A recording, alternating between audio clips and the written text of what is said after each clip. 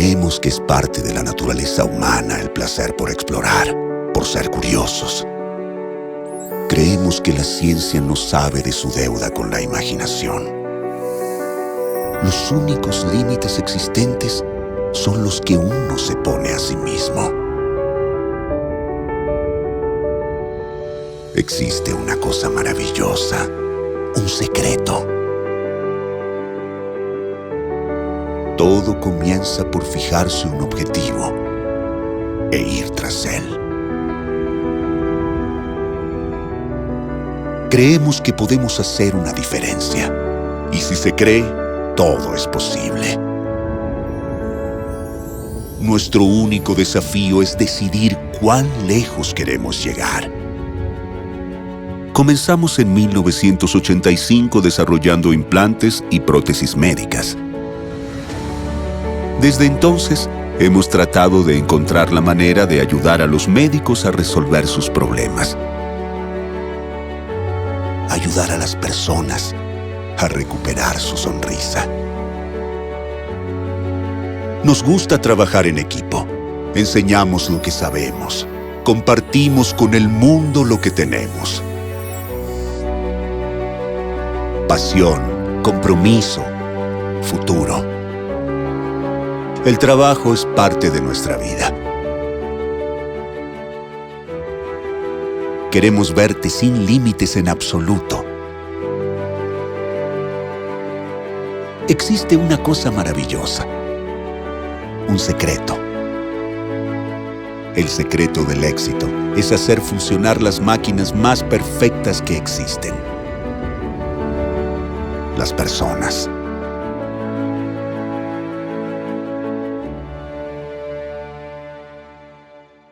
Promedom. People plus Innovation. Bueno, buenas tardes. ¿Cómo dice que le van? Les doy la bienvenida para el próximo encuentro que estaremos haciendo, un Crossfire, entre el doctor Ubertazzi y el doctor Brown. Quiero dar la bienvenida a todos y a todas que están del otro lado escuchándonos. El doctor Ubertazzi, médico ginecólogo, jefe de sección de uroginecología al servicio de ginecología del Hospital Italiano de Buenos Aires. El doctor Hernán Brown, médico ginecólogo del Centro de Estudio del Piso Pélvico de la Clínica de Las Condes de Santiago de Chile. Comentarles también de que esta actividad la estamos realizando conjuntamente con Chile. En este momento pueden ver en pantalla a todos los panelistas y también a María José Lazo, que será mi colega de Educación Médica en Chile. Muchas gracias por estar del otro lado. Y comentarles de que esta sección, este formato, consistirá en que el doctor Brown estará dando su presentación inicialmente, después el doctor Ubertazzi dará su contraparte del mismo bloque, y serán 4 bloques. Así que, bueno, vamos a hacer una pequeña, una inicial votación para poder conocer el auditorio que está del otro lado y así poder estar ubicados. Les voy a compartir ahora la votación, pueden ir votando.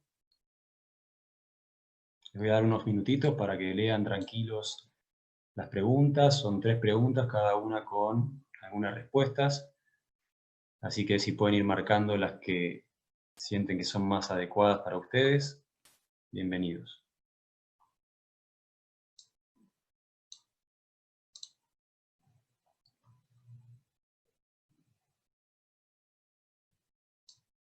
Ahí están votando, muchas gracias.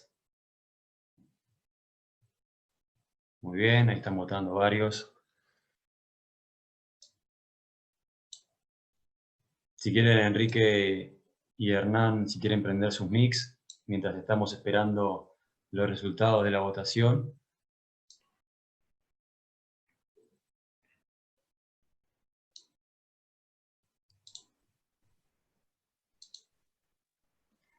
Lo que sí, las preguntas y respuestas las vamos a estar respondiendo al final del evento.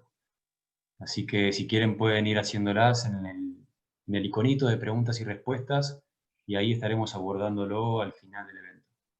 Muchas gracias.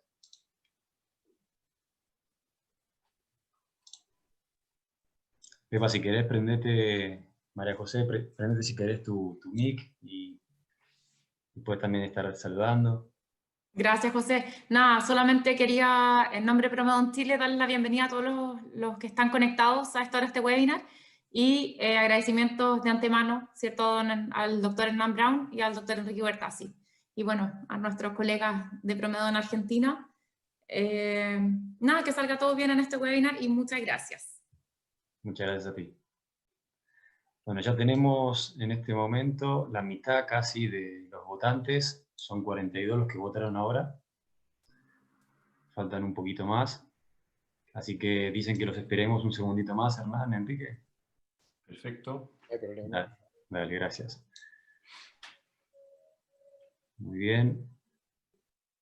Si quieren comentar un poquito, mientras conversamos cuando va terminando la votación, acerca de la iniciativa de esta actividad, digamos, el formato que ustedes piensan que les parece.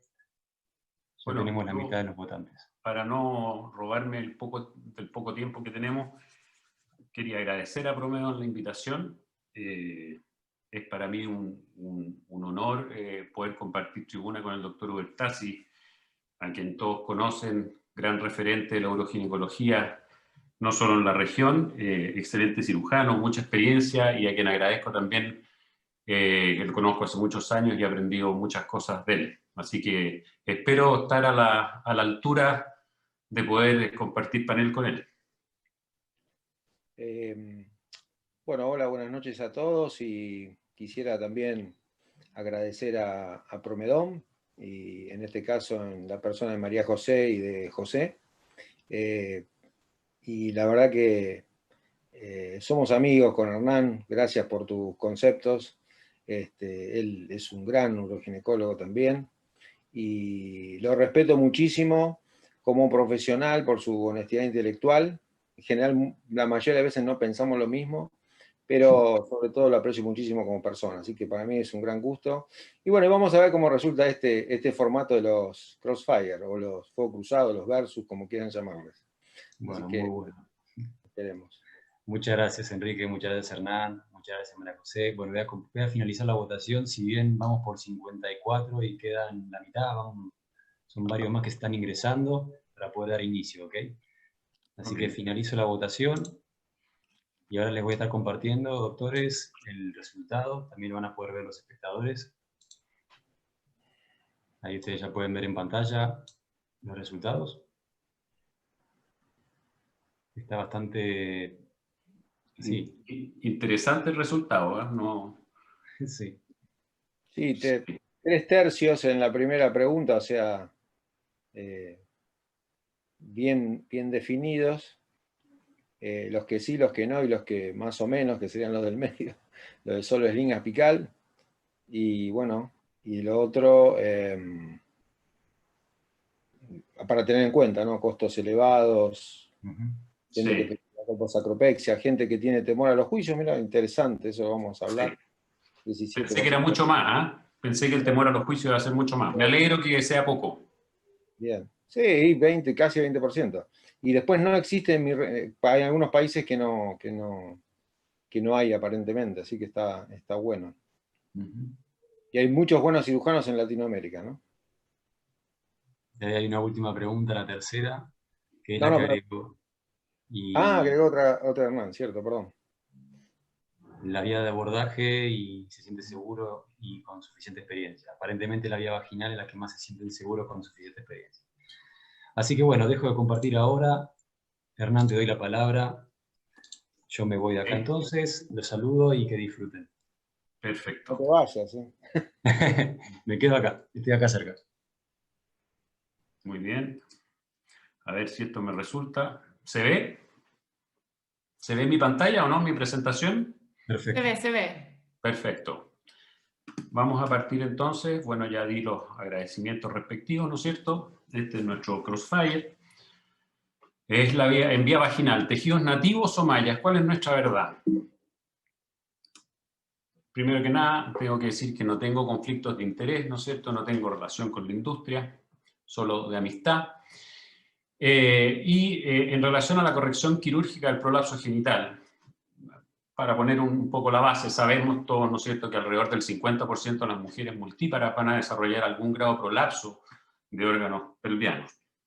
Que alrededor de un 10%, dependiendo de las series, pero alrededor del 10% de las mujeres a lo largo de su vida podrían requerir alguna corrección quirúrgica de prolapso, y que existen múltiples técnicas y vías de abordaje. Básicamente, ¿por qué tantas vías de abordaje y tantas técnicas, y por qué estamos hoy día discutiendo acá? Porque tiene una tasa de fallos, todas ellas, que son mayores a lo que nosotros desearíamos. Quería partir con esta diapositiva, ¿no es cierto?, la revisión Cochrane del doctor Maher, ¿no es cierto?, que pone esto, ¿no es cierto?, que la colposacropexia vendría siendo como el gold standard para el tratamiento de los prolapsos del compartimento apical, pero en general para los prolapsos severos y muy importantes, probablemente esto es lo que debiésemos nosotros compararnos en cuanto a los resultados. ¿Por qué? Porque tiene tasas de curación muy altas, largo seguimiento. Recordemos que es una cirugía de los años de 1950, más o menos, tenemos mucho seguimiento. Sin embargo, y el gran problema es que requiere tiempo y destreza quirúrgica. Estas revisiones es para el caso de la vía abdominal, ¿no es cierto? No está exenta de complicaciones, y algunas complicaciones severas: hemorragia, lesiones ureterales, incontinencia, erosiones de malla, fístula a vejiga y recto, osteomielitis sacra, etc. Y entonces, lo que nosotros buscamos es si hay alternativas por vía vaginal. ¿Y por qué alternativas por vía vaginal? Porque es la vía de abordaje natural, ¿no es cierto?, para el ginecólogo. Tiene menor dolor, tiene menor estadía hospitalaria, tiene una menor tasa de complicaciones, la vía vaginal, y tiene una pronta reinserción a la vía normal. Cuando nos enfrentamos, ¿no es cierto?, a las técnicas por vía vaginal y a las alternativas por vía vaginal, podemos, y que es el objetivo de esta presentación y esta discusión, tenemos las técnicas más utilizadas, ¿no es cierto?, con tejidos nativos, que son la plastía anterior, la plastía posterior, combinación de ambas, y para la suspensión, ¿no es cierto?, apical, fijaciones al ligamento sacroespinoso y fijaciones altas a los ligamentos útero-sacro, probablemente son las técnicas más usadas en la actualidad. Y en relación al material protésico, tenemos, ¿no es cierto?, mallas biológicas, mallas sintéticas reabsorbibles y mallas sintéticas irreabsorbibles. ¿Qué dice la evidencia? Y volvemos, ¿no es cierto?, a nuestra base Cochrane, la revisión del doctor Maher, y en relación a las mallas sintéticas irreabsorbibles, tienen un mejor resultado anatómico. Tenemos a la izquierda, ¿no es cierto?, ahí el metaanálisis. Tienen una menor percepción de prolapso en el seguimiento de parte de las pacientes, menor sensación de bulto. Tienen una menor tasa de falla, tienen una menor tasa de reoperaciones por prolapso, por recidiva. Y lo que sí es que no hay diferencias subjetivas en relación a las encuestas de satisfacción. Entonces podría alguien decir, bueno, se acabó el crossfire, fin del tema, y como diría la doctora Polo, ¿no es cierto?, caso cerrado. Sin embargo, aquí aparece la FDA, ¿no es cierto?, que empezaron a raíz de los reportes de erosiones, infección, dolor, fallas y problemas de la micción en el año 2008, en octubre, ¿no es cierto?, emitió su primer warning acerca de estas notificaciones asociadas a problemas con mallas y kits para tratamientos de prolapso y incontinencia, que fueron seguidas de varias otras notificaciones, asuntos en la prensa, etc. Y en el año 2016 terminan clasificándolos como dispositivos de alto riesgo. Acá vemos un trabajo interesante que más adelante lo vamos a citar. En Ontario, en Canadá, vemos, ¿no es cierto?, la curva de las cirugías, ¿no es cierto?, como el año 2002 empezaron a aumentar las cirugías por el uso de malla, y el año 2008 aparece, ¿no es cierto?, el warning del FDA, y hay rápidamente una caída. Luego se mantiene un poco la calma, se mantuvieron todavía las cirugías. En 2010 el gobierno de Canadá emite otro warning y empieza, ¿no es cierto?, el terror de parte de los cirujanos, y vemos este seguimiento hasta el 2012, vemos cómo van cayendo, y probablemente si esta curva se prolongara tendríamos una caída mucho mayor en la actualidad. Esto solamente acá, ¿no es cierto?, empiezan las cosas de prensa.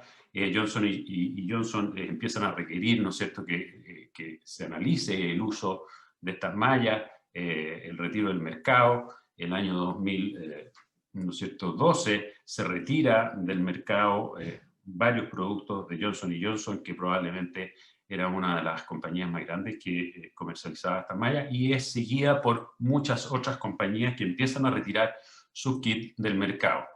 ¿Y qué aparece? Aparece una especie de paranoia en el mundo, ¿no es cierto?, de la uroginecología en relación al uso de las mallas, y que a mi juicio al menos me parece que es un poco exagerado, y si bien yo estoy en la posición de no a las mallas, me parece que no puede ser esta paranoia nuestra razón para dejar de utilizar este tipo de elementos.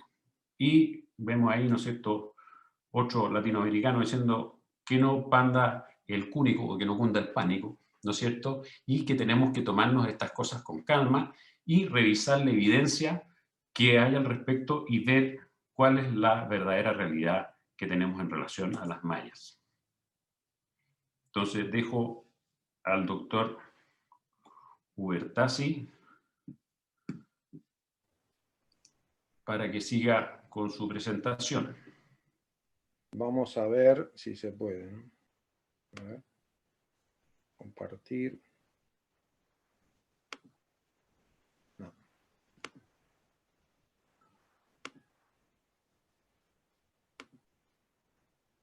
Ahí está. Ahí ¿Se se ve ve bien? perfecto.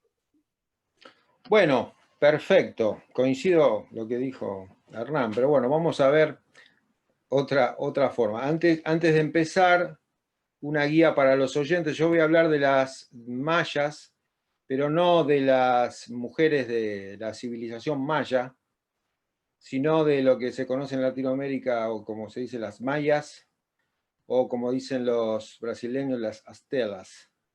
Y esto todo se escribe mayas.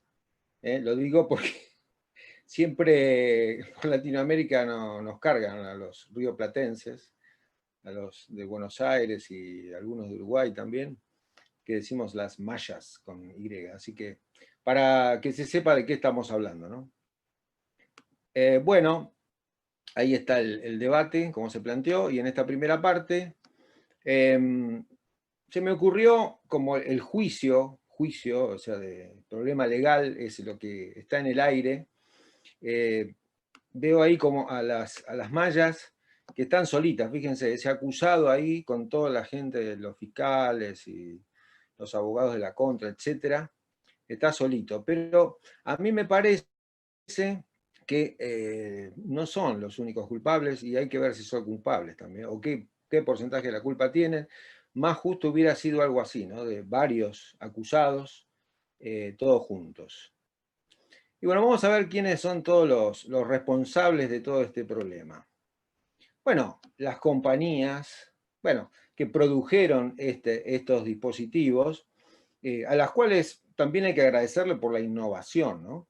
Pero quizá en donde fallaron fue en ese marketing excesivamente agresivo, entrenamientos masivos de médicos no especialistas. Entonces eso evidentemente derivó en una tasa alta de complicaciones, que por otra parte era esperable, ¿no? Pero no le echemos toda la culpa a las compañías, ¿eh? También los médicos, nosotros mismos, somos responsables, uno sabe lo que puede hacer y lo que no puede hacer, ¿no? Así que realmente hay que capacitarse. Digamos, si uno no está capacitado, no puede realmente hacer ciertas cirugías.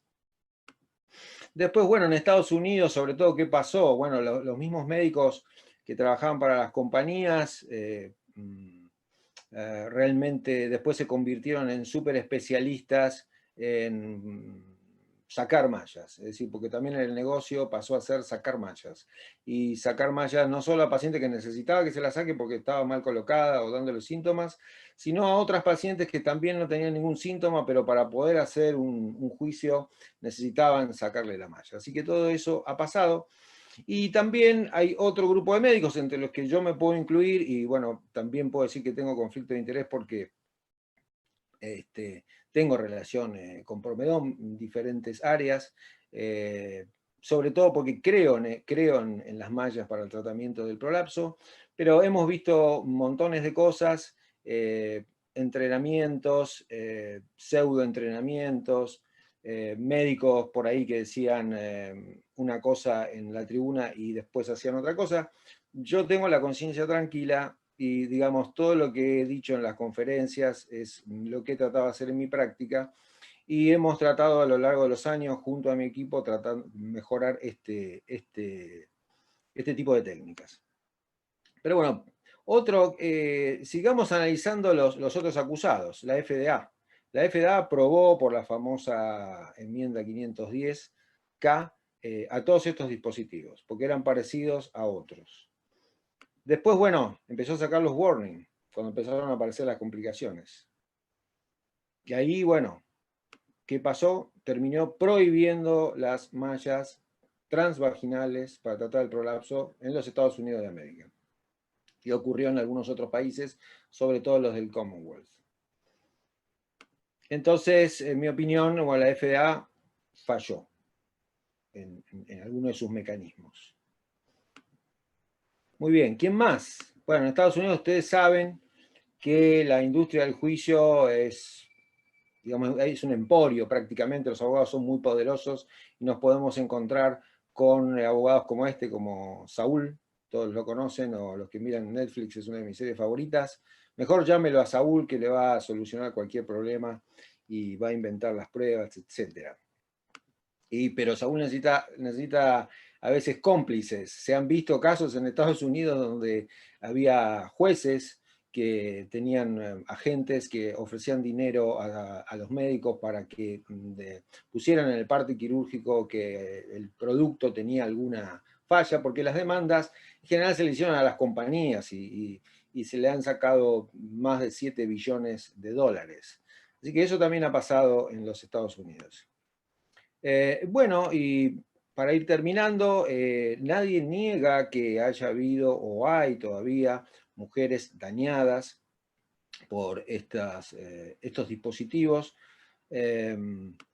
Y también vemos que en muchos países las mujeres se agruparon para reclamar, y cuando se agruparon para reclamar, enseguida también entró otro actor que también puede ser alguno de los culpables, los medios que, bueno, amarillizan el problema, no sé si existe el término, pero eso fue lo que ocurrió. Pero bueno, con todo esto diríamos que nunca ningún cirujano más en ninguna parte del mundo debería haber usado mallas, pero en el año 2018, durante el Congreso de Yuga, mi amigo Willy Dávila presentó esta encuesta que hizo entre todos los asistentes al Congreso, y fíjense que el 52% de los uroginecólogos del mundo todavía usaba mallas, vaginales estamos hablando, y en Latinoamérica y Estados Unidos el 60%, esto era antes de la prohibición en Estados Unidos, lógico.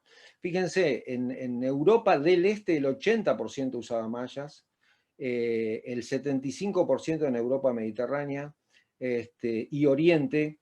En cambio, en Europa del Norte, solo el 40%, y casi no se usaba en Oceanía porque ya iban hacia ya creo que estaban prohibidas. ¿Qué decían los que no usaban las mallas? Bueno, por los costos, porque estoy conforme con mis resultados con los tejidos nativos, prefiero la colposacropexia, le tengo miedo a los juicios, no existen en mi región, o un grupo, las pacientes no quieren que le coloquemos estas mallas. Y la última para este primer capítulo es, fíjense que el 74% de los cirujanos no pensaba que las mallas debían usarse siempre ni nunca, sino que la mayoría piensa que deben ser utilizadas en casos seleccionados. Bueno, ahí finalizó mi primera parte. Dejo de compartir pantalla, entonces paso a Hernán de nuevo. ¿O está José con otra? Preguntas parece, ¿no? Claro, José con otra. Hubo algunas quejas de que las preguntas no, si llegabas a un punto, si contestabas sí, después no te permitía contestar la otra, pero bueno. Y eso sí, nos queda para la próxima para modificar eso, porque claro, Pero sí, el era doctor solo sí, Garzotti no. me mandó un WhatsApp diciéndome eso, avisando, ¿no? O sea, no. Está bien, sí, totalmente. Ahora les voy a compartir una votación más, es cortita, es para que podamos estar posicionados frente a el segmento, el siguiente bloque, así que pueden ir votándolo. Ahí lo pueden ver todos. Están votando, ahora están votando rapidísimo.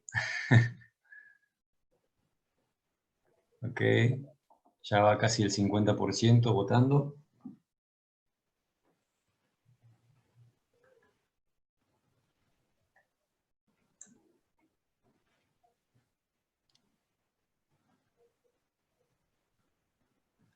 Ahí va casi el 70, 73.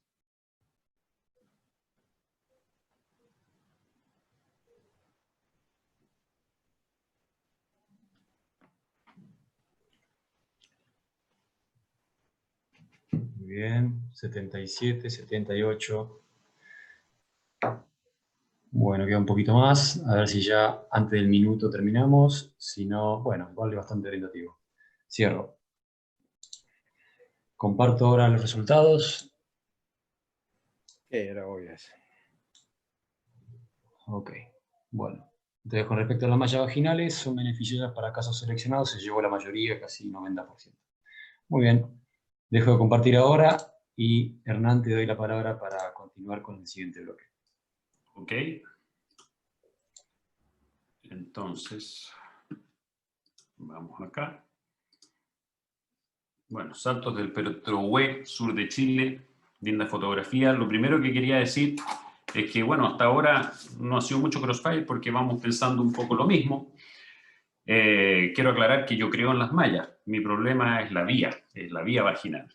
Y quiero ahora a continuación discutir un poco el tema del uso de las mallas, no desde el punto de vista de la judicialización, ni de la FDA, ni el terror, sino si existe o no un real beneficio en su uso. Entonces vamos a qué es lo que dice la evidencia y vamos a poner algunos poquitos trabajos. Tenemos este trabajo, ¿no es cierto?, que son revisiones, ¿no es cierto?, por ejemplo, en este que ven si usar o no usar y cuál sería la razón. Y lo va dividiendo en compartimentos y eso es interesante. En relación al compartimento anterior, hay un beneficio en el uso de mallas irreabsorbibles. La recidiva anatómica con la malla es de un 12% versus casi un 40%, con un riesgo relativo de 0,33%, definiendo falla anatómica como estadios menores a 2 y el punto BA menor de 0. Ahora, percepción de prolapso por parte de la paciente, sensación de bulto en el seguimiento, 15% con el uso de malla versus 25%. Y recuperaciones por prolapso en el seguimiento, 5,7 versus 10%. O sea, habría beneficio del uso de las mallas irreabsorbibles.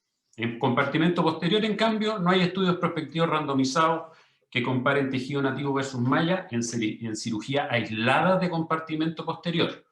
Solo hay análisis en relación a data indirecta, ¿no es cierto?, de las reparaciones multicompartimentales. Sin embargo, no habría diferencia. La falla en el compartimento posterior es de 7,4 versus 11%, pero sin significancia estadística. Y en el compartimento apical no habría beneficio en el uso de mallas por vía vaginal. La recidiva anatómica sería de un 85 versus un 71%, si bien hay diferencia, pero no es estadísticamente significativa. Esto es para fijación alta de útero sacro y sacroespinoso versus ProLift. 92% versus 84%, tampoco significativo. Esto es sacroespinoso versus ProLift también. Y sin diferencias en cura subjetiva, y vamos a entrar harto en eso, entonces hay que estar bien claro, sin diferencias en cura subjetiva. ¿Qué pasa con este otro, ¿no es cierto? El uso de mallas en reparación de prolapso vía vaginal, sin beneficios con mallas absorbibles. Nos vamos ahora a las mallas absorbibles, tanto sintéticas como biológicas. No hay beneficio en el resultado anatómico si comparamos el material biológico versus el nativo. Sin beneficio en resultado anatómico si comparamos el material sintético reabsorbible, principalmente Vicryl, ¿no es cierto?, versus el nativo. Y sin diferencia en resultados subjetivos en los cuestionarios de calidad de vida, sexualidad y sintomatología urinaria. Por lo tanto, no estaría recomendado el uso de mallas no irreabsorbibles. Tenemos el metaanálisis acá, ¿no es cierto? Compartimento anterior, sintética irreabsorbible, o sea, polipropileno, versus nativo. Beneficio nuevamente para la malla, beneficio con el uso de mallas. Hay un mejor resultado anatómico nuevamente, mejor resultado en la sintomatología de bulto y sin diferencia en los resultados subjetivos en cuestionarios de calidad de vida, sexualidad y urinario. Compartimento posterior, sin beneficio, ni objetivo ni subjetivo, ni con el uso de mallas biológicas, ni las mallas sintéticas absorbibles, ni mallas sintéticas irreabsorbibles. Y esto se va repitiendo en toda la evidencia que el compartimento posterior no habría beneficio. Y en el compartimento apical no hay data suficiente que permita sacar conclusiones porque la mayoría de los trabajos no evalúan este outcome en cirugía exclusiva para compartimento anterior, porque sabemos que cuando hay un compartimento apical muy comprometido, siempre alguno de los otros compartimentos o todos ellos van a estar comprometidos. Pero en el abordaje multicompartimental, el mejor resultado anatómico global se da con mallas, pero a expensas de un beneficio en el compartimento anterior. Y por lo tanto, eso es muy importante tenerlo en claro y no hay un beneficio nuevamente en los outcomes subjetivos. ¿Qué dice la revisión Cochrane? ¿Y por qué me detengo un poco más acá? Porque vemos que es una revisión importante, son 4.023 pacientes, 37 estudios, 15 países, 1.900 pacientes por una rama, 2.037 por la otra. La mayoría de los estudios, 25, son con polipropileno versus nativo, y de estos estudios, 17 son, o sea, mayoritariamente en relación a reparaciones de compartimento anterior y los otros 8 son multicompartimentales. Y de los outcomes que se analizan, la mayoría son outcomes anatómicos. ¿Y por qué pongo énfasis en esto? Porque probablemente hoy día, en general, uno más que el outcome anatómico debe buscar el outcome funcional. Nos interesa que la paciente mejore su calidad de vida, nos interesa que tenga una vagina funcional, más que una vagina anatómicamente bien reparada. 19 de estos trabajos, ¿no es cierto?, ponen como outcome las reoperaciones y, 18 la percepción de prolapso. ¿Qué tenemos acá? Tenemos nuevamente que en relación a la recurrencia del prolapso, o sea, estadios mayor o igual a 2, hay un beneficio en el uso de la malla, 38% versus 11 a 20%. O sea, ya empezamos a ver que sí, es mejor, pero ya las mallas tienen un porcentaje de recurrencia no tan bajo. Y nuevamente aparece lo que siempre aparece, es más marcado en cirugía de compartimento anterior. Y lo más importante, el BA, el punto BA, es superior con malla, pero no hay diferencia en el punto C, en el BP y en la longitud vaginal total. Y probablemente esto va un poco de la mano también con el tema de que no hay diferencias subjetivas. ¿Qué pasa con la percepción del prolapso entre 1 y 3 años? Siempre con mallas irreabsorbibles, solo para mallas irreabsorbibles, porque ya dijimos que con las otras no hay diferencia. Nuevamente, beneficio con el uso de mallas, 19% versus 10 a 15%. Y lo más importante es que no hay diferencias nuevamente en lo que hemos dicho en los outcomes subjetivos, no hay diferencias en la función sexual, no hay diferencias en encuestas de calidad de vida y sin diferencias en el tiempo de hospitalización. Entonces, ¿qué podemos decir en relación a los resultados avalados, ¿no es cierto?, por la evidencia? Existe una evidencia de que el uso de mallas por vía vaginal se asocia a un mejor resultado anatómico, y lo subrayo porque es un resultado anatómico, de percepción del prolapso y menor tasa de reoperación por prolapso. Dicho beneficio es solo utilizando mallas sintéticas irreabsorbibles, polipropileno. Y las ventajas son más marcadas para resultados relacionados a intervenciones sobre el compartimento anterior. Claramente, el gran beneficiado acá es el compartimento anterior. Y no existen ventajas en los resultados subjetivos en encuesta de calidad de vida, sexualidad o sintomatología urinaria, que probablemente es lo que la literatura hoy en día, los trabajos hoy en día, los pacientes hoy día más les importa. Entonces, si bien tenemos estos resultados que nuevamente podríamos poner a la doctora Polo ahí diciendo que no tenemos entonces mucho que discutir, sin embargo, surge esta gran pregunta que es la que yo me pongo y que quiero transmitirle a usted y vamos a ver después qué dice el debate. ¿Son estos resultados clínicamente relevantes? Doctor Ubertasi, todo suyo. ¿Dejé de compartir ahí o no? Sí, sí, perfecto. Perfecto.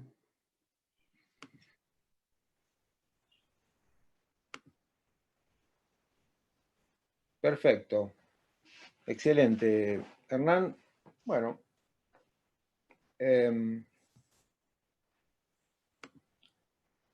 a ver si me... Bueno, ¿cuáles son los resultados? Y puse esta foto, hay gente que no es de Argentina, ahí está en el medio el presidente de la Nación, el peladito es el jefe de gobierno de la Ciudad de Buenos Aires y el otro más bajito es el gobernador de la provincia de Buenos Aires, es decir, los tres más poderosos de la Argentina que se reúnen cada 15 días a decirnos los resultados de cómo marcha la pandemia de COVID. Se ponen más o menos de acuerdo entre ellos para dar un mensaje, y no más allá de 5 minutos de finalizado, en todos los medios se empieza a discutir los resultados, se muestran las cosas en las que se equivocaron, que lo midieron de una manera, lo midieron de la otra, etc. Y bueno, nadie sabe dónde estamos parados. Pero bueno, entonces el tema no es cuáles son los resultados, sino cómo los medimos. Y fíjense en dónde estamos, ¿no? O sea, si realmente tenemos información fidedigna. Revisión sistemática de Thais Matos Lourenco, donde estuvo entre ellos George Haddad y Domochowskis, dice: la mayoría de los trials fallan en reportar los resultados clínicamente importantes, lo que dijiste vos, Hernán, y en evaluar la eficacia y la seguridad a mediano y largo plazo. Fíjense que ellos revisaron 71 trials randomizados, controlados, y encontraron 24 tipos diferentes de mallas o dispositivos. 24 tipos diferentes. Y encontraron 110 tipos de resultados diferentes y 60 formas de medir los resultados en forma diferente.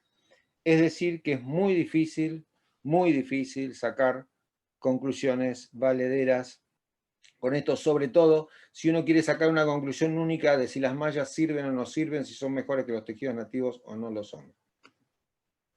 Entonces, bueno, esto ya lo mostró Hernán, la última revisión de Cochrane, que compara por la vía vaginal las mallas sintéticas versus el tejido nativo, le da a favor de las mallas en líneas generales. Los síntomas son menores, la sensación de prolapso que tiene el paciente es menor con las mallas, hay menor recurrencia y hay menor reoperación por prolapso. Eso es lo que ella lo dijo Hernán. ¿Qué le da a favor del tejido nativo? Cuando hacen una nueva forma de medir, que es combinar criterios de reoperación, entonces combinan la reoperación por prolapso más la reoperación por incontinencia de esfuerzo más la reoperación por exposición. Se les ocurrió a ellos hacerlos así, le da a favor de los tejidos nativos, 5% versus entre 7 y 18 le da a las mallas. También hay más incontinencia de novo cuando se usa mallas y más lesiones vesicales. Este es el estudio SUPER, uno de los trials que tenemos en la uroginecología, y es el estudio que se esperaba estuviera antes que se prohibieran las mallas en los Estados Unidos. No llegó a tiempo. Es un estudio que comparó, para decirlo fácil, una suspensión anterior y apical con malla con el Uphold, que ya no está en el mercado, versus la histerectomía vaginal con suspensión alta a los úteros sacros. Los resultados a los 3 años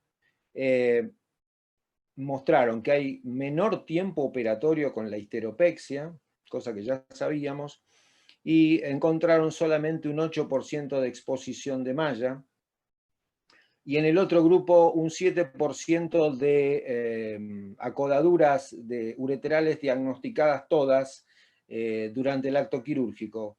Dado que este estudio lo que tiene de bueno a mi criterio es que fue hecho todos en centros muy especializados.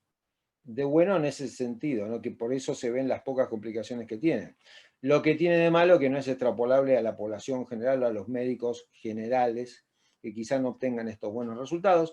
Y lo que se ve ahí, cuando se habla de la recidiva, a largo plazo, habría una tendencia más recidiva en el grupo de histerectomía que en el grupo de histeropexia con malla. Probablemente este trabajo no le hubiera torcido el brazo a la FDA, y no le hubiera torcido el brazo a la FDA, aunque hubiera aparecido antes. Me desapareció una parte acá, no tengo para... A ver, espera. No sé qué pasó. Para pasar... Si querés pasar con la flechita a probar. ¿Qué pasa con la flecha? La flecha del teclado. Mirá. Es un equipo esto. Bueno, el otro día en el otro webinar de Promedom, que estuvo Sebastián Altuna, entre otros, dijo algo con el que yo he tratado de pregonar toda mi carrera, porque me lo enseñó mi maestro, el profesor Javier Inglesi, que uno tiene que auditarse uno mismo, es decir, saber conocer sus propios resultados. Nosotros publicamos hace 2 años en este journal nuestros resultados a largo plazo, a 5 años, una revisión retrospectiva, pero que tenía el valor que más del 90% de las pacientes pudimos controlar. Esto era con nuestras primeras 76 pacientes operadas con malla entre el año 2006 y 2008. La malla que utilizamos en aquella época, recuerdan, era el Prolif de Ethicon. La tasa de éxito utilizando el criterio combinado fue de 80%. El criterio combinado, ¿se acuerdan? Es el anatómico, que es menor de 0, o hasta 0 está bien, sin reoperación y asintomática. Tuvimos 5% de reoperaciones por prolapso, 16% de exposiciones en ese grupo, que incluía la curva de aprendizaje, y 13% de dispareunia de novo. Entonces, nosotros vamos a encontrar, si revisamos la bibliografía, yo hice el trabajito de buscar todos los últimos trabajos, los últimos 5 años, etc., y me encontré con lo que me encontré. Lo que más me gustó fue el primer trabajo, que decía todas esas formas diferentes de medir. Pero van a encontrar datos a favor, por ejemplo, el prospect, bueno, en contra, ¿no? El prospect habla totalmente en contra de las mallas, pero fíjense que usan mallas recortadas en compartimento anterior y posterior, muchas veces no tratan el apical, etc. Tiene una serie de cosas, pero bueno, fue muy valorado este trabajo. Tenemos otro trabajo más, de Milani, del grupo de Milani, y el grupo de Tairac, otros que hablan a favor, y hasta tenemos trabajos, si queremos, encontrar que hablan a favor, fíjense, a favor del uso de mallas en el rectocele recidivado en contra del tejido nativo. O sea que tenemos para todos los gustos, básicamente. Así que bueno, yo concluiría diciendo que tenemos datos, pero hay que analizarlos muy, muy bien para tomar conclusiones serias y no podemos hacer generalizaciones. Así que te paso la pelota, Hernán. Ok. Dejo de copiar, dejo de compartir primero. No hay preguntas ahora, ¿no? No, al final, al final. Ah, Ok. vos decís la de votar. No, queda una al final, me parece. Exactamente. Se están acumulando preguntas en preguntas y respuestas, pero la dejamos para el final para responderlas. ¿Se ven las catedrales de mármol ahí? Espectacular. Afortunadamente están en el lado chileno. Del lado trasandino. Complicaciones.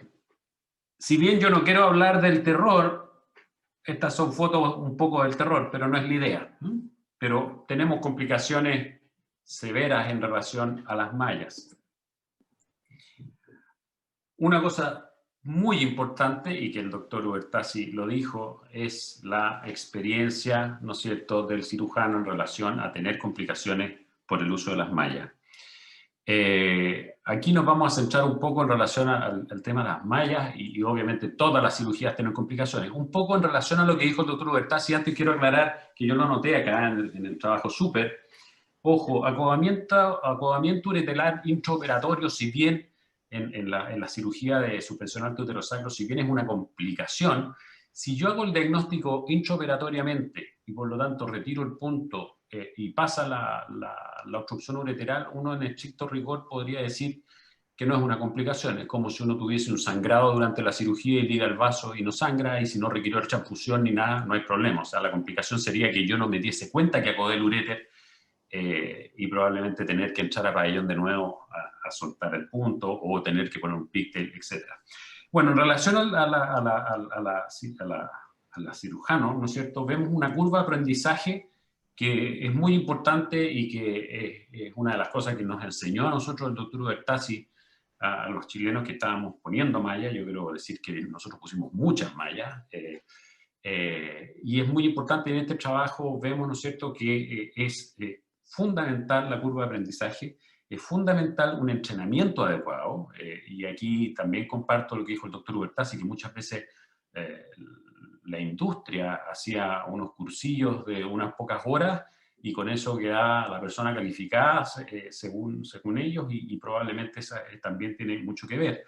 La curva de aprendizaje es larga, no son unos pocos casos. Aquí vemos, ¿no es cierto?, en este gráfico vemos acá que acá dicen más de 100 procedimientos y ahí hay una caída como del 50% en las complicaciones de malla. Otra cosa importante, mantener el volumen alto, y eso es algo que probablemente es difícil. O sea, en este trabajo hablaban de que tenían que ser, no muchos desde mi punto de vista, pero al menos decía más de 14 procedimientos anuales. Y la gran pregunta es, con la mano en el corazón, ¿cuántos de nosotros hoy por hoy estamos haciendo más de 2 cirugías mensuales con malla? Probablemente hay varios y hay muchos centros, pero eso no es tan universal. Entonces, tienen que ser cirujanos que tengan un volumen alto y que estén poniendo permanentemente mallas. Y por lo tanto, los años de experiencia son relevantes para disminuir las complicaciones quirúrgicas y obviamente el uso de las mallas. Acá quiero mostrar un trabajo de Carlos Rondini, el grupo del Hospital Padre Hurtado, que es bastante similar a lo que teníamos nosotros en ese momento en el Hospital Sotero del Río. Esto fue publicado en la Yuga del año 2008 en Taipei. Y podemos ver acá que ellos vieron todo lo que tenían con malla y tenían una tasa de erosión de malla ante OT de un 1,4%, que estaba bastante bien.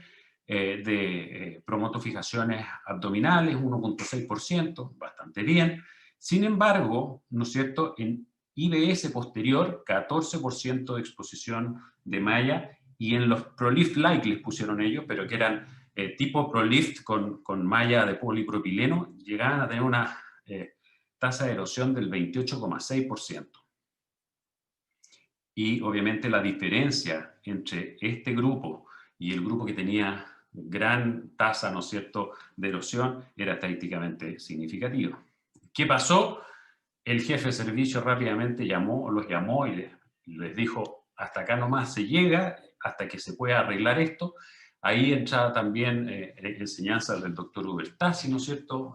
Fuimos a ver, también vimos el tema de las recomendaciones del grupo de TBM, y se hicieron las modificaciones técnicas, de las cuales probablemente nos va a comentar el doctor Ubertasi. Se completaron las curvas de aprendizaje y se cambió a mallas menos densas, ¿no es cierto?, en este caso el Gynemesh.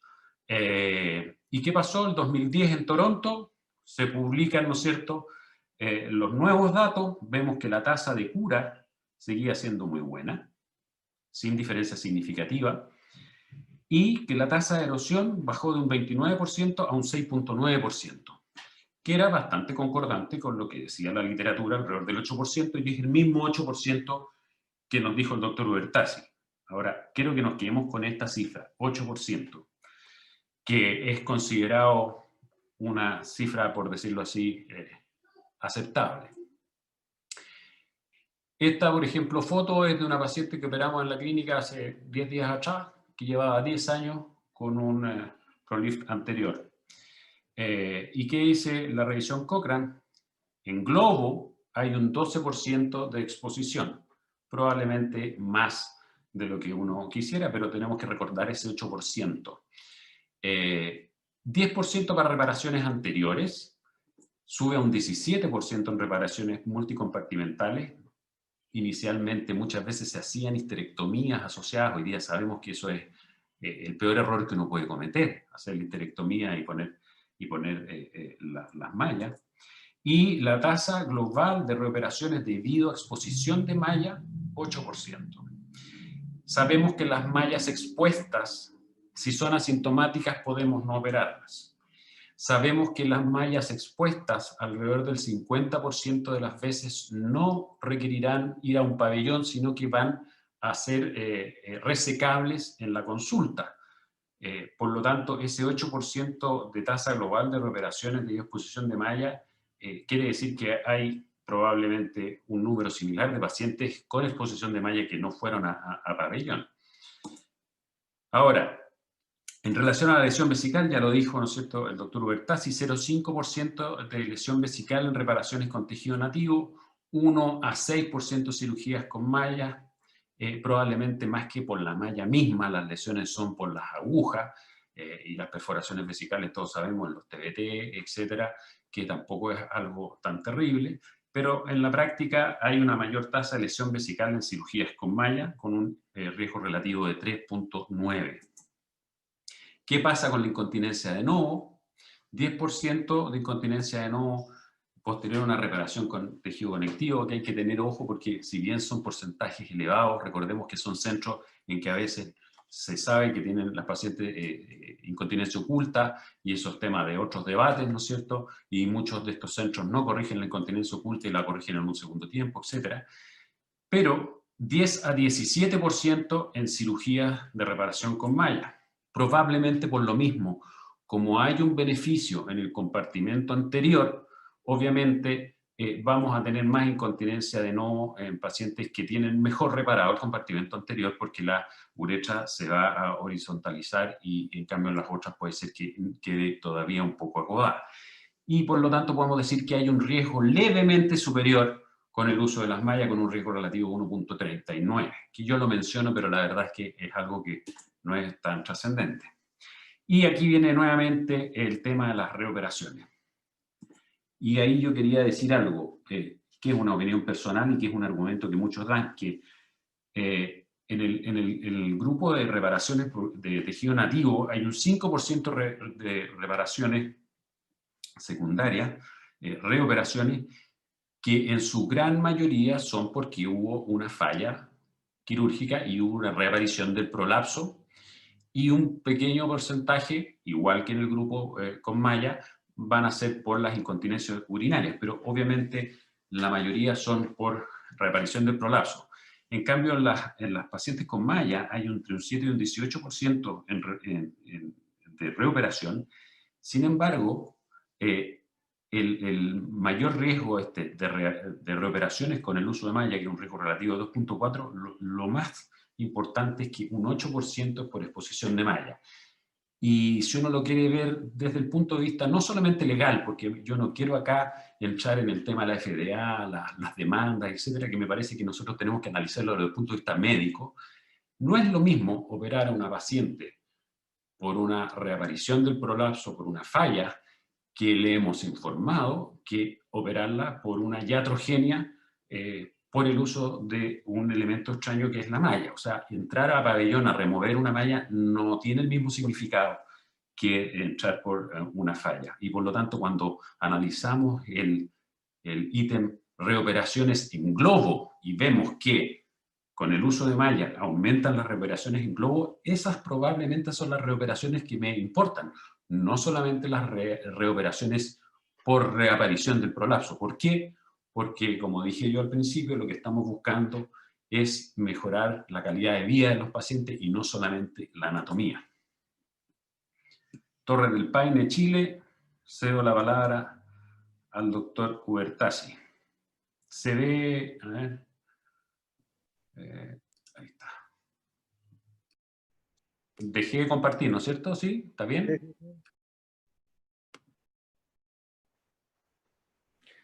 Hermoso lugar, Torre del Paine. Lástima, como decimos, que está del otro lado de la... Pero se puede... ahora no se puede ir igual, pero... Bueno, vamos a complicaciones inherentes al uso de las mallas. Y estas 3 frases ya muy conocidas, que es lo que dijo la FDA en su primer warning, no son raras, son únicas, solo ocurren cuando ponen una malla, obviamente. Aunque bueno, puede haber exposiciones de suturas y otras cosas, y son difíciles de tratar. Ese era que fue como un dogma, ¿no? Así que bueno. Y todo esto que ya mostró Hernán, todos esos casos catastróficos que han ocurrido, pero son diferentes tipos de complicaciones generadas por diferentes tipos de materiales, diferentes tipos de dispositivos, algunos actuales, otros, la mayoría ya retirados del mercado. Sí, también hubo malos dispositivos. Me acuerdo, vos nombraste el IBS, que yo lo aprendí con Petros en Chile, justamente cuando fue hacia allá, y estaba fascinado, pero bueno, después la malla multifilamento, etcétera, trajo sus problemas. Bueno, pero las cosas fueron cambiando, ¿eh? Empezamos con esta super malla, el ProLift, que yo usaba muy seguido, que tenía un gramaje de 50 gramos por metro cuadrado, y era enorme además, fíjense el tamaño. Para citar algo de la compañía de Promedon, el Nazca TC, 54 gramos por metro cuadrado. Después aparece el Calistar A, aparecieron otros, pero bueno, para ir resumiendo, 42 gramos metro cuadrado, más pequeña. Y hoy día, por ejemplo, tenemos, entre otros, el Calistar S, que tiene 16 gramos por metro cuadrado y es muy pequeño. Es decir, las cosas fueron cambiando. Tuve la suerte de que en el último alerta del Blue Journal aparece este trabajo del grupo de Lindsay Hayward, es presidenta de la IUGA, que compara las mallas de bajo peso con las mallas más pesadas, digamos, y ellos hacen un seguimiento de 6.4 años. Este es específicamente con los productos que eran de AMS, el Perigi y el Apogee, que cuando salieron tenían una malla que pesaba, o sea que tenía un peso de 50 gramos metro cuadrado, y la tasa de exposición de malla en ese grupo fue del 40%. En cambio, cuando cambiaron a la otra, que es de 25 gramos metro cuadrado, es liviana, no tanto como el Calistar, pero es liviana, la tasa de exposición fue de 5.5%, o sea que bajó drásticamente. Y también ellos vieron que a 6 años, porque uno podría pensar que si pone una malla muy liviana no va a sostener los tejidos y va a haber más recidiva, tampoco encontraron diferencias en la recurrencia de prolapso. Así que estas son las recomendaciones que nosotros damos para la prevención de las complicaciones cuando uno utiliza mallas por vía vaginal.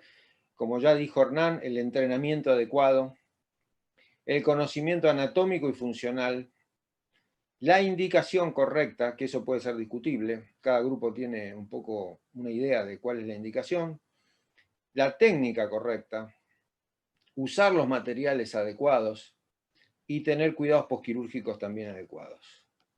Seleccionar los pacientes, bueno, para nosotros, para nuestro grupo, son los prolapsos de tercer o cuarto grado,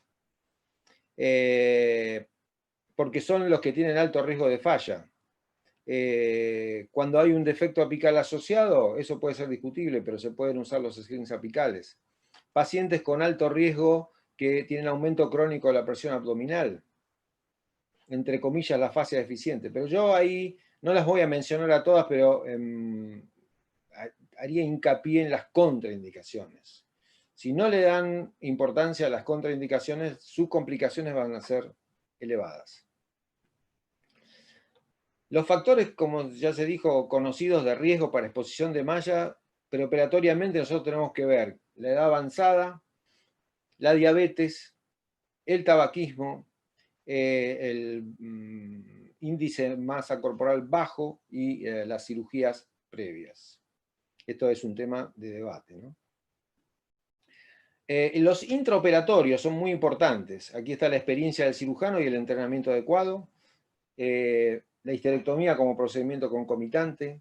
El tiempo quirúrgico es importante. Si la cirugía es muy larga, hay peores resultados. El tamaño de la malla. La sutura interrumpida es peor que la sutura continua. Y el sangrado abundante es un factor muy importante para que se produzcan luego exposiciones de malla. Posoperatorios son el hematoma y la variación de la hemoglobina. Aquí les muestro, auditando nuestros resultados desde 2006 a 2017, falta el 2018 porque, y el 2019 y el 2020 no va a haber nada, como ya saben. Pero ahí está como nosotros, en rojo se ve cómo fuimos bajando la tasa de exposición de los primeros años, que estaba alrededor del 20%, a los últimos 5 años alrededor del 2.2%. Y las de reoperación por exposición, que empezó alrededor del 10%, en los últimos 5 años tiene valores muy bajos. Después voy a mostrar datos más precisos sobre esto. En este trabajo, que lo puse porque me interesó mucho, es del grupo de Alfred Milani, de Holanda, que son los resultados a largo plazo con la malla vaginal comparado en un trial con los tejidos nativos. Él encontró, que era el Prolif, ¿no? Una alta tasa de exposición, cercana al 40%. No hubo diferencia en la tasa de éxito. Ahora, yo cuando analicé la tabla, si ven la tabla de la izquierda y se fijan, más de la mitad de las pacientes eran estadios 2. Estadios 2, yo normalmente no le pongo una malla. Entonces, eso puede haber sido un sesgo importante, tanto para la curación pareja entre los dos grupos, como para la aparición de muchas exposiciones como complicación, a ponerle una malla tan grande a un prolapso tan pequeño. Pero lo que más me llamó la atención, y fíjense en la tabla de la derecha, es que no encontraron diferencias en el dolor pelviano y en la dispareunia. Así que las complicaciones importantes no ocurrieron. O sea, no hubo diferencia. Y bueno, volvemos a la revisión de Cochrane, y que tampoco entre tejido nativo y malla vaginal no encuentra diferencias en la dispareunia de novo, en la reoperación por incontinencia, y la calidad de los trabajos no hacía viable evaluar la calidad de vida, porque bueno, no era evaluable por la calidad baja de los trabajos. Otro enfoque es el que hicieron los franceses. Ahí reconozco a Brigitte Faton, a Renaud de Tairac, etcétera, Pierre Costa. Bueno, ya más no puedo leer, está muy pequeño, pero fíjense que ellos hablaron de 8 años de experiencia en un centro de tercer nivel. ¿Qué les pasó con las mallas que ellos pusieron, ¿no? Entonces, ellos concluyen que la tasa de reoperación por complicaciones relacionadas con las mallas en un centro de alto nivel es del 2.8%. Y el tratamiento quirúrgico de las complicaciones de las mallas es seguro y es efectivo, con una curación de los síntomas en la mayoría de los casos. Entonces, siguiendo con la auditoría propia, yo le propuse a mis fellows hacer este trabajo, que lo encabezó la doctora Agustina Vendramini y pudo presentarlo el año pasado en Nashville en forma oral. Entonces nosotros quisimos hacer algo parecido a lo que hizo el grupo francés con nuestras pacientes. Y bueno, fíjense, la extrusión de malla después de la reparación de prolapso y las tasas de reoperación y el análisis de los factores de riesgo asociados. Nosotros entonces encontramos con un follow-up promedio, es un trabajo retrospectivo, 21 meses. Teníamos 713 pacientes elegibles para analizar, y quedaron finalmente 432 pacientes analizadas. Excluimos a las que tenían un follow-up menor de 6 meses y a las que habíamos modificado de alguna manera la técnica original. ¿Qué encontramos? Y otra cosa que les tengo que decir antes de seguir adelante, que Nosotros, el Hospital Italiano de Buenos Aires tiene 2 centros fundamentales, uno central y uno periférico, que es el Hospital de San Justo, y cuando analizamos el número de cirugías uroginecológicas que hacemos al año, el Hospital Central es un centro de alto volumen, porque hace más de 180 cirugías uroginecológicas por año, y el Hospital de San Justo es un centro de bajo volumen. Entonces nos pareció interesante hacer la comparación. La tasa global entre los 2 centros de exposición de malla fue de 10.4 de los pacientes operados entre 2011 y 2018. Ahí tienen mezclados ProLif con, o sea, mallas de alto peso y bajo peso. La mayoría de las extrusiones eran mediales y anteriores, en general sobre la línea de sutura. Acá tenemos entonces ese 10%. Y la reoperación debida a extrusión, hoy día es más adecuado decir exposición vaginal, nos dio de 3.93%. Y la reoperación global por cualquier otro tipo de complicación que no fuera exposición nos dio 4.8. Después analizamos los factores de riesgo para extrusión de malla y nos dio algo parecido a la bibliografía, que las premenopáusicas, las fumadoras y las que tienen histerectomía concomitante eran las que más posibilidad de extrusión de malla tenían. Y luego analizamos los factores de riesgo para reoperarse por una complicación, es decir, por la extrusión de malla. ¿Y qué encontramos?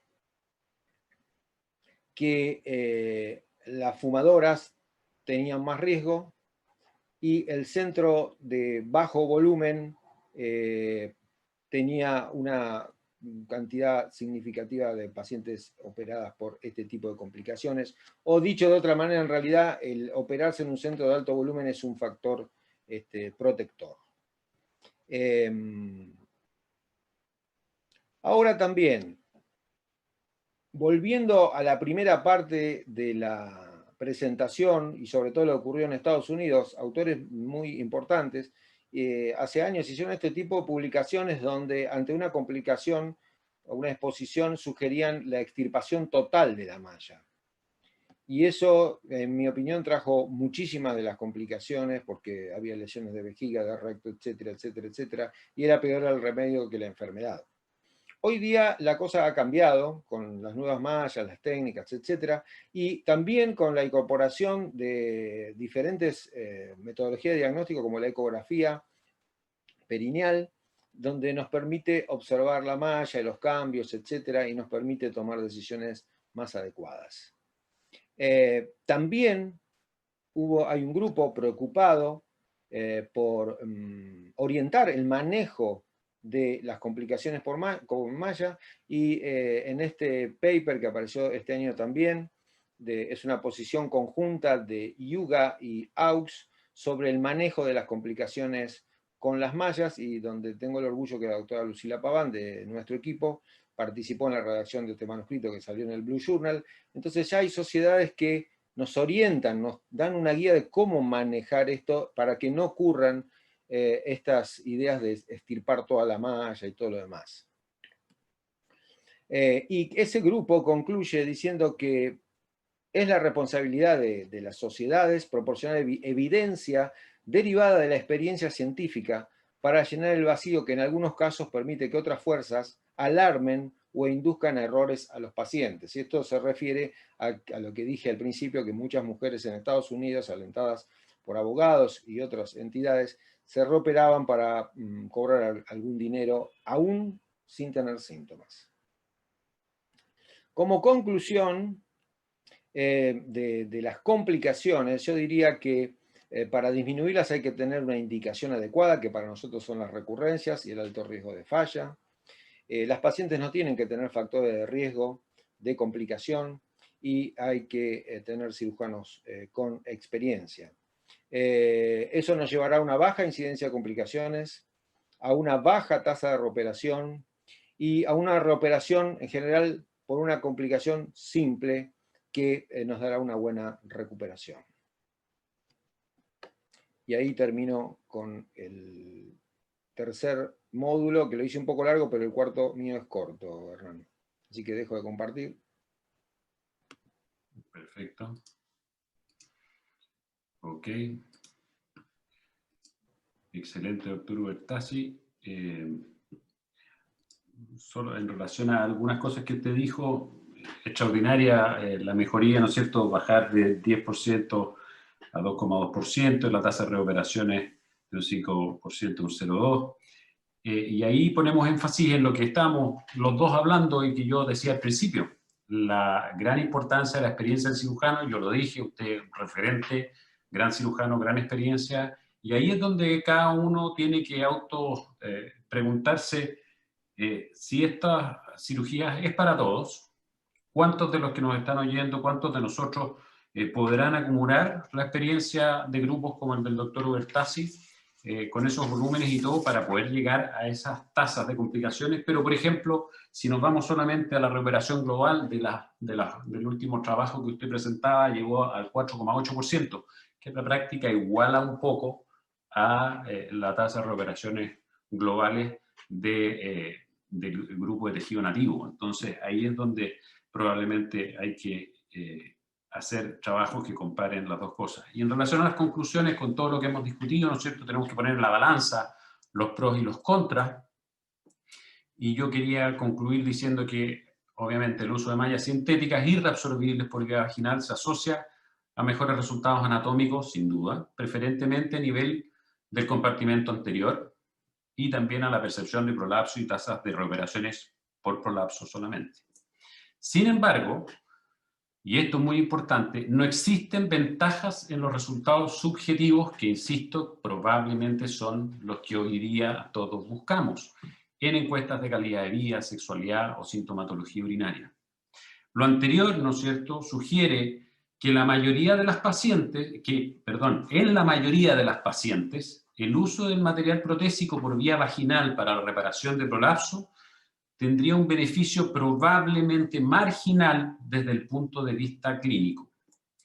Y, por otro lado, las complicaciones secundarias al uso de mallas por vía vaginal, que si bien son bajas, yo no soy de los que comparte este terror por el uso de mallas. Las complicaciones secundarias al uso de mallas por vía vaginal, sin embargo, eclipsan al beneficio de su uso, aumentando la tasa de reoperaciones globales o al menos igualándola, dependiendo en centros muy especializados, y de eventuales complicaciones no solo en el ámbito médico, como puede ser, si uno quiere así decirlo, la judicialización de estos problemas, por lo que a mi juicio no debiesen ser utilizadas al menos en cirugía primaria de rutina. Y en eso estamos de acuerdo con el doctor Ubertasi. ¿Y qué es lo que me parece a mí que es el mensaje más importante que tenemos que llevarnos? Que la mayoría de las pacientes con prolapso de órganos pélvicos se beneficiarán de su corrección por vía vaginal con tejido nativo, sin uso de mallas, la mayoría de las pacientes. El uso de mallas por vía vaginal debiese ser excepcional. El uso de material protésico en cirugía correctiva del prolapso de órganos pélvicos debiese reservarse para pacientes con alto riesgo de falla, pacientes muy jóvenes, con alto riesgo de falla en el futuro, ¿no es cierto?, muy activas, etcétera, o con prolapsos recidivados. Y asimismo requiere una completa información y consentimiento de parte de la paciente y atenerse a las normativas y regulaciones locales vigentes. Es fundamental que el cirujano tenga la experiencia requerida para este tipo de procedimiento. Estamos muy de acuerdo con el doctor Ubertasi. Y me parece a mí, si bien esto se lo atribuyen a Hipócrates, la verdad es que si uno lo busca parece que no fue Hipócrates el que dijo esto, pero no importa. Es una frase muy conocida, primum non nocere, o sea, lo primero es no dañar. Y probablemente ahí es donde está el problema con esta masividad que se le dio al uso de las mallas. Produjimos mucho más daño que el beneficio y eso va un poco en contra de lo que debiéramos hacer. Y finalmente quería mostrar este trabajo que me pareció interesante, que es una experiencia en Finlandia, el año 2015. 3.535 cirugías por prolapso, lo que corresponde al 83% de todas las cirugías por prolapso que se hicieron en Finlandia ese año. el 81% de las pacientes tenían cirugías vaginales con tejido nativo, 12% se utilizó mallas por vía vaginal, el 7% mallas por vía abdominal, y el 92% de las cirugías primarias por prolapso son por vía vaginal con tejido nativo.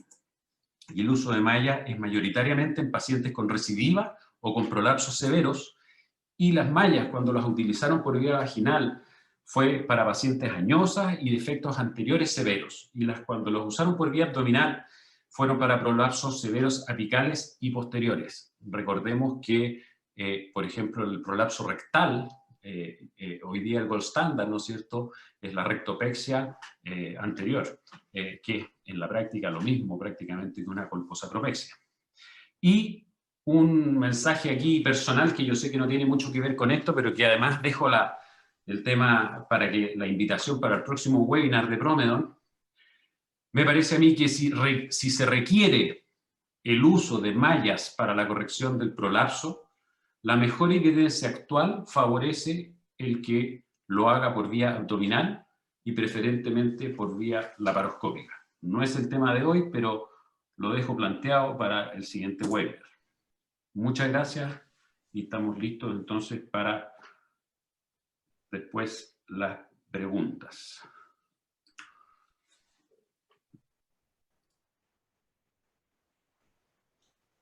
Enrique, si podés, si querés, podés ya compartir. Ya estoy. Buenísimo. Gracias. Bueno, voy a hacer rápido. ¿Cuál es nuestra verdad? Entonces, que era el título de del Crossfire, ¿no? ¿La verdad dónde? En Latinoamérica. En Latinoamérica, ¿qué pasa? No hubo juicios. Los juicios que hubo fueron por mala praxis, que eso no los van a evitar. Si uno hace mal las cosas va a tener juicios por mala praxis, pero no porque puso una malla. No hubo prohibiciones. Hasta donde yo sé, no hay ningún país de Latinoamérica donde esté prohibido. Si alguno en el chat sabe de algún país, me lo dice después, para información. Hay compañías comprometidas con la enseñanza en sinergia con las sociedades científicas. Eso es muy importante. No hay abogados y jueces que tengan la facilidad de litigar como lo hacen en los Estados Unidos. Los medios no hablan del tema en Latinoamérica. La relación médico-paciente es mucho mejor y por lo tanto, de alguna manera, eso yo creo que protege a los médicos, pero más que tomarlo como una cuestión paternalista, creo que uno, como bien dijo Hernán, puede charlar con los pacientes, decirle, bueno, esto le conviene por esto, no le conviene por esto otro, y digamos, personalizar un poco el tratamiento. También tenemos el apoyo y la toma de posición de las sociedades científicas. Ahí tenemos la sociedad nuestra de Argentina, AUGA, y la sociedad americana, que cuando pasó este problema, el doctor Candif era el presidente, y ellos establecieron la posición y informaron que la FDA tuvo que prohibir las mallas porque las compañías no ofrecieron los resultados. Y que el gran problema era que habían querido demostrar que las mallas eran superiores para todas las pacientes y que ellos realmente consideran que tienen indicaciones, al igual que nosotros, tanto en las pacientes de alto riesgo, y ahí quisiera decir algo para contradecir un poco a Hernán. Nosotros usamos muchas pacientes tratamiento primario. Si nosotros tenemos una paciente de alto riesgo, prolapso de tercer o cuarto grado, obesas u otro tipo de factor de riesgo, aunque sea primario, lo usamos igual. No hay mayor problema para eso. Y también no porque la paciente tenga una recidiva hay que sí o sí usar una malla por vía vaginal. Hay veces que la paciente tiene una vagina corta, una vagina estrecha, donde la malla por vía vaginal es una mala elección y realmente ahí la colposacropexia es una muy buena indicación. Y otra cosa que no coincido, las pacientes jóvenes. Nosotros pacientes jóvenes no le ponemos mallas vaginales, sino en general lo hacemos en las mayores de 60 años. También nos están escuchando en el mundo. Fíjense que las sociedades internacionales en general hablan por lo que ocurre en Estados Unidos, en Europa del Norte, etc.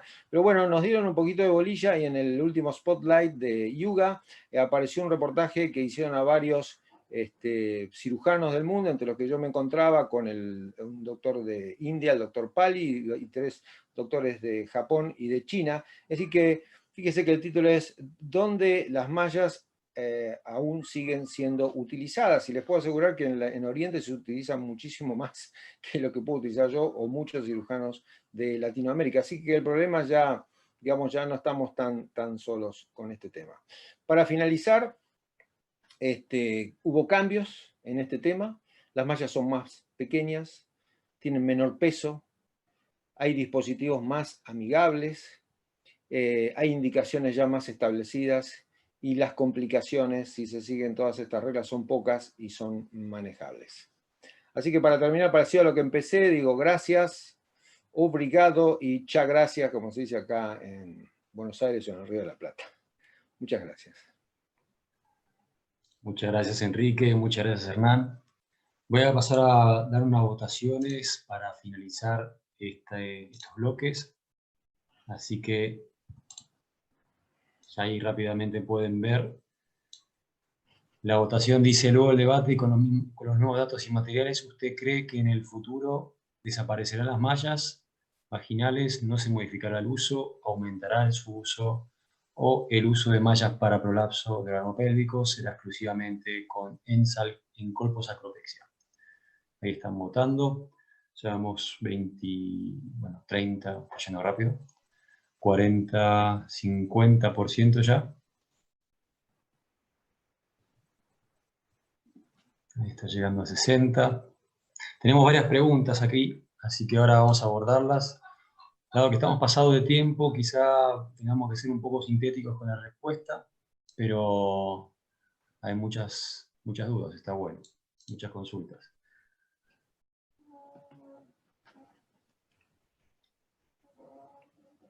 Ok, ya está llegando casi al final. Bueno, cuando llegue un poquito más el porcentaje, 70, lo estoy finalizando, para más o menos tener una idea.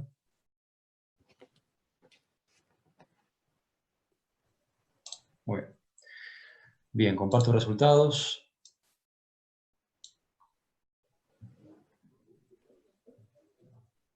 Ok, se lleva la lidera, no se modificará su uso con un casi 50%. Decide después el uso de mallas en colposacropexia. Luego dice aumentará su uso y por último desaparecerán las mallas vaginales. Muy bien, bueno, doctores, hay varias preguntas. Voy a tratar de, no sé si ustedes también las pueden ver. Hay allí pregunta, por ejemplo, al principio, Jonathan Robles: ¿las mallas para compartimiento anterior aún se recomiendan? La apical de seguro que sí, la colposuplexión al sacroespinoso. No sé si quiere Sí, responder eso cada una. ya lo dijimos, que Sí, bueno, al exacto. menos yo las uso, ¿no? Bien. Tanto compartimiento anterior como apical, sí. Sí, las que están discutidas más son las posteriores. Perfecto. Lo único que me gustaría agregar a mí es que uno debiera decir sacroespinoso, ¿con malla o sin malla? Porque sacroespinoso sin malla es muy bueno igual. Entonces, ahí está el tema.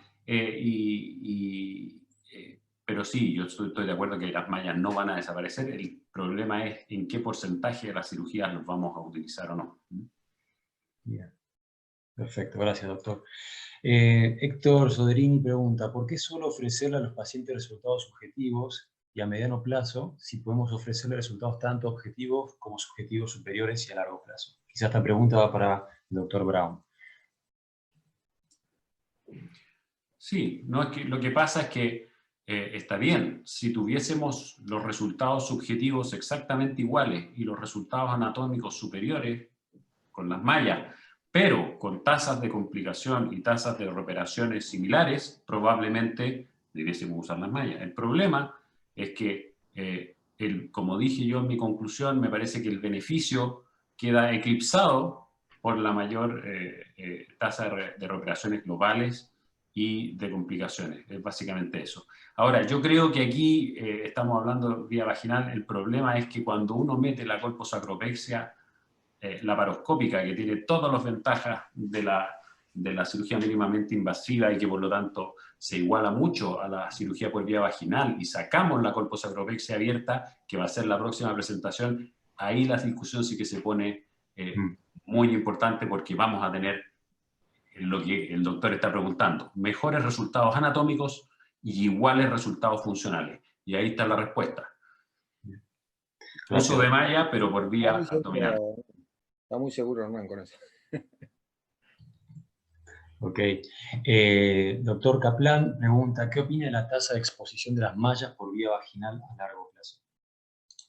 Y lo contesté en la Exacto. exposición. La tasa de exposición, o sea, depende cómo elegís el paciente, depende quién lo opera, depende de un montón de factores. En nuestro centro la tasa de exposición es baja y la tasa de recuperación por exposición es muy baja. Bien. Después pregunta un espectador anónimo, en base a lo planteado en esta exposición, ¿existe un modelo de consentimiento informado que abarque todas las particularidades acá expuestas para encarar una cirugía con colocación de malla? Sí, nosotros tenemos un consentimiento tipo donde le ponemos todo, como decía Carlitos Arzotti en una época, de que se puede morir para arriba, dice todo. Así que, bien completo. Bueno, eso me parece a mí... El paciente tiene que estar informado. Sí. Me parece a mí que es fundamental, yo también lo dije. Fundamental que esté dicho eso. Perfecto. El doctor Vila pregunta, para el doctor Ubertazzi, la recidivia de un prolapso anterior y apical, operada con malla, ¿qué vía prefiere para su corrección, la vía abdominal o vaginal? Y si es vaginal, ¿coloca otra prótesis o utiliza tejido nativo? Agradece también la presentación. Excelente pregunta de Javier de Neuquén. Es una muy buena pregunta, pero que no tiene respuesta. No prefiero ninguna vía, analizo el caso. Si lo hiciera por vía vaginal, no le colocaría otra malla, sobre todo una malla central, ¿no? Los pocos casos que hemos tenido que reoperar, normalmente uno plica el tejido fibrosado sobre la malla y con eso alcanza. Ahora, si hay una recidiva también apical, puede volver a hacer un re-sacroespinoso, por ejemplo, utilizando otra pequeña malla. O también, llegado el caso, se me ocurre una paciente joven, o una que no quiere que lo operen de nuevo por vía vaginal, o si ha tenido exposición de malla, además de la recidiva, ahí creo que elegiría la vía abdominal, preeminentemente la paroscópica. Okay. Bueno, en relación a eso, yo creo que hay que pensar si la paciente falló por exposición de malla, ese es un real problema, ¿no? Pero si es falla anatómica o funcional, mi opinión es que la promontofijación, idealmente la paroscópica, ¿no es cierto?, es ofrecerle el gold standard a la paciente, y si tuviese exposición de malla, ahí estamos mal, no podemos ponerle otra malla por vía abdominal tampoco, y probablemente tendrá que hacerse, en mi opinión, me parece a mí que habría que remover la malla y probablemente hacer o en un segundo tiempo alguna otra cirugía correctiva, o si no, algo con, en mi caso, prefiero los ligamentos uterosacros, preferentemente por vía vaginal, si es que estábamos retirando la malla también. Okay. Gracias, doctor. El doctor Lopresti pregunta, hace una observación inicialmente, ¿cómo diferenciar una exposición de malla por mala disección y no por malla en sí? Dice, me parece que los trabajos no clasifican a los centros quirúrgicos y sus cirujanos. ¿Es una pregunta o una...? Sí, la segunda parte fue una observación, perdón. La primera fue cómo diferenciar la malla, una exposición de malla por mala disección y no por la malla en sí. Sí, lo que dice Eduardo es totalmente cierto. Yo dije que las complicaciones, o sea, las exposiciones que se ven en los centros que tienen un alto volumen de cirugía con malla son exposiciones pequeñas y que cuando uno las va a operar las puede disecar fácil porque la malla fue colocada entre la vagina y la vejiga. Es decir, que se dejó la muscularis vaginal, no digo fascia porque si no después me critican mis compañeros del hospital porque dije fascia hace un rato. En cambio, cuando en los casos difíciles, como la vagina está totalmente acartonada, porque se ha colocado la malla entre el epitelio y la muscularis vaginal, y ahí es un drama, diría yo. Okay. Sigo. El doctor Sandoval pregunta, felicita por la presentación y también pregunta qué importancia ocupa un consentimiento informado. Creo que esto ya lo hablamos. Bien. Hay amplio cuando se ocupa una malla dando los porcentajes mostrados. Bueno, calculo que la respuesta es unánime. Lo único que agregaría ahí que es, nosotros le damos los datos propios. Eso creo que es un, digamos, un plus. Y a nosotros nos pasa esto. Y además le decimos, bueno, mira, si llega a ocurrir algún problema, podemos resolverlo de tal o cual manera. Por supuesto, va a haber casos que se van a escapar de eso, pero a nosotros nos da una gran tranquilidad dar los datos propios. Ok. Una pregunta para el doctor Brown. Pregunta al doctor Díaz. En su centro están proscritas, digamos, en la experiencia con línea apical, ¿no? Y la técnica de 3 puntos. Pregunta, ¿en su centro están proscritas o si las usan? ¿Cuáles son las que usan? Perdón, no, la pregunta es si están proscritas el uso de mallas. Proscritas o si las usan y Mira, cuáles son las que usan. En general, nosotros, concuerdo con el doctor Ubertasi, elegimos muy bien las pacientes. Lo que nosotros estamos haciendo, nosotros no estamos utilizando mallas por vía vaginal. Si nos parece que la paciente tiene indicación de uso de material protésico, hacemos colposacropexia laparoscópica. Y preferimos la laparoscópica que la robótica, tenemos las dos disponibles. Y en relación a fijación al sacro espinoso, utilizamos actualmente los arpones. Utilizamos los arpones y cuando el kit viene con malla, nosotros no utilizamos la malla, utilizamos solo el arpón con la sutura y lo hacemos idealmente bilateral. Pero no utilizamos malla por vía vaginal. Ok. Hay una pregunta al doctor Robles. Dice, malla al sacro espinoso versus bromontosacropexia. ¿Cuál? Yo no tengo ninguna duda. O sea, si vos no se puede generalizar. Tampoco vamos a entrar en el tema que van a discutir Carlos Rondini y Germán Laurito. Se saben defender solos. Pero yo te digo, paciente de 76 años que tiene un prolapso apical prácticamente puro. Yo ahí no tengo ninguna duda, para mí es un sling apical y listo, chao. Una cirugía vaginal corta, etc. Y yo uso malla porque realmente, digamos, vamos a suponer que le pones un arpón con las suturas de polipropileno al cuello uterino de una mujer de 75 años. No sé si no se puede desgarrar, etc. Va a haber datos más adelante de eso. Salió un trabajo muy bueno recientemente que comparaba el sacro espinoso clásico con los arpones, pero no había muchas histeropexias ahí. Ahí estuvo Marta Ledesma, Rodrigo Castro, etc. Pero yo en esa paciente prefiero el sacro espinoso con malla. Ahora me decís una paciente de 35 años, y bueno, voy a elegir la colposacropexia. O sea, son pacientes distintas, no se puede generalizar. Okay. Bueno, y es muy importante lo que dijo el doctor Ubertasi. Yo creo que con todos estos nuevos dispositivos, nuevas mallas de menor gramaje, etcétera, lo que nos falta es evidencia y probablemente va a salir más adelante. Y hay que dejar ahí a Rondini y compañía que se descueren en el próximo webinar.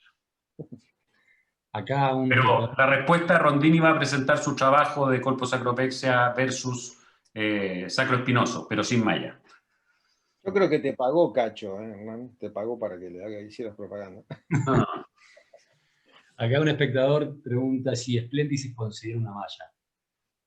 Ah, qué pregunta. Sí, es una malla. Es una malla más pequeña que lo habitual, con un peso bajo, pero es una malla. Como estrategia de marketing, está bueno decir que no es una malla para los cirujanos que le tienen miedo a las mallas, digo yo, o a las pacientes que se le puede decir, no le pongo una malla, pero si uno no es hipócrita, dice, sí, es una malla. Está bien, no es una malla central, no es una malla que va a ocupar la pared anterior, pero lo es.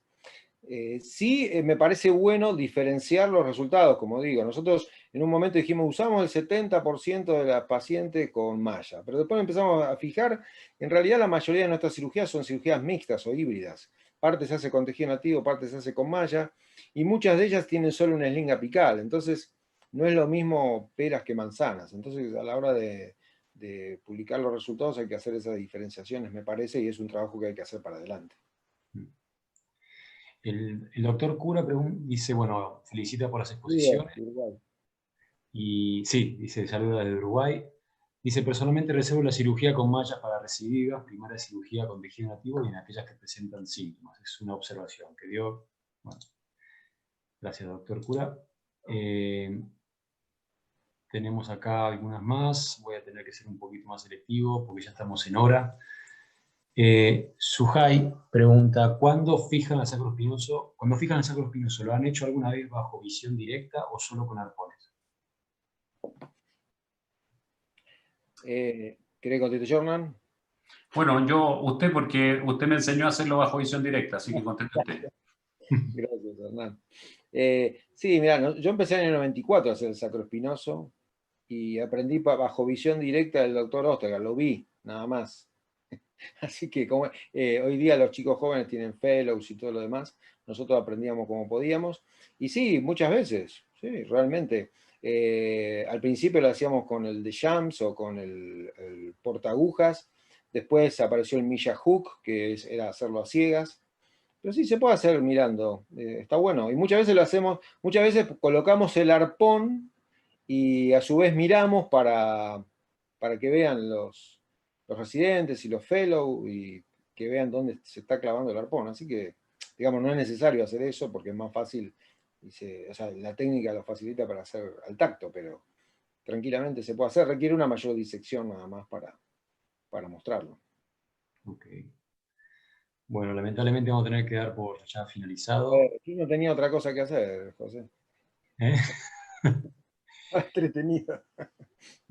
Hubo una gran convocatoria, la verdad que quería, bueno, entonces dar por finalizado el evento, felicitarlos, doctor Ubertazzi y doctor Brown, muchas gracias por estar trayendo toda su casuística experiencia, por hacer este evento tan entretenido como lo fue. Así que, no sé, María José, si querés también dar una despedida. Sí, quiero agradecer también a los dos doctores, lo pasé súper bien, estuvo súper entretenido, interesante.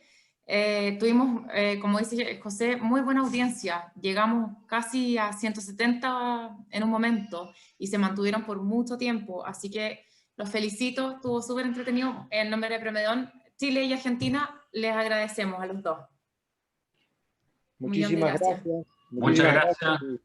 Espero que me lleven a Argentina luego.